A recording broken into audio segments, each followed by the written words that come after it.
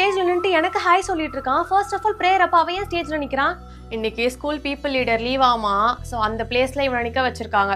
ஓஹோ, சமூகம் பெரிய இடம் தான் போல இருக்கு.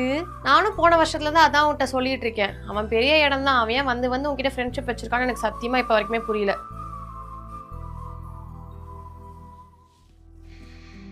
ஜெனிஃபர், சொல்லானோ, எனக்கு ஒரு விஷயம் தோணுது. உனக்கு என்ன விஷயம் தோணுது? ஒருவேளை குமார் உன்னை லவ் பண்றானோ? நானும் அவனும் ஒரு நல்ல ஃப்ரெண்ட்ஸ் டி.